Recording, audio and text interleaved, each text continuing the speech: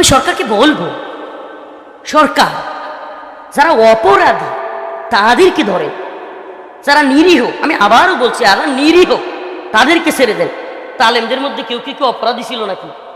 তাহলে আপনার ভাষায় আলেমদের মধ্যে কেউ কেউ কি ছিল? অপরাধী ছিল। আলেমদের মধ্যে কি অপরাধী কেউ ছিল না আল্লাহর জন্য সবাই? বাবা সত্যি মনে করবেন আল্লাহর জন্য নাকি অপরাধী? কি বলবেন? অপরাধী। এরপরে বলে কি কি মনে করছেন সরকারকে ধাক্কা মেরে ফেলে দিবে না, সরকার বসে থাকবে? কি বলবেন? কি জবাব দিব আল্লাহর কাছে আমরা? কোথায় দেখলাম না তো আপনাকে কোনোদিন হুঙ্কার দিয়ে বলতে, ঝংকার দিয়ে বলতে, যারা ইশকে নবীর দাবিতে বন্দী আছে তাদেরকে না ছাড়লে আমি থানা ঘেরাও করবো, দাঁত ভেঙে ফেলবো। শুনলাম না তো কোনো। শুনছেন কোনোদিন?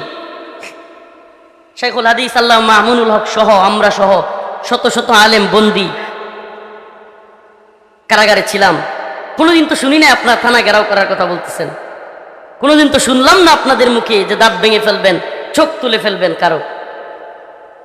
আজকে ফরিদউদ্দিন মাসুদের কারণে আপনাদের এত কঠিন হুঙ্কার আমাদেরকে যাচ্ছে তাই ভাবে। আরো আশ্চর্যের বিষয়, আজকে তারাকান্দার মানুষ আমার এলাকার কষ্টগুলো কিছু বলেই যায়, শুনবেন শুনবেন, কষ্টগুলো কিছু বলেই যায়, আপনারা হুঙ্কার দিলেন না। এমন কি আমরা ভিতর থেকে শুনি।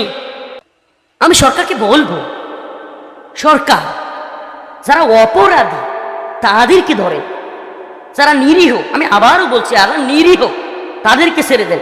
তা আলেমদের মধ্যে কেউ কেউ অপরাধী ছিল নাকি? তাহলে আপনার ভাষায় আলেমদের মধ্যে কেউ কেউ কি ছিল? অপরাধী ছিল।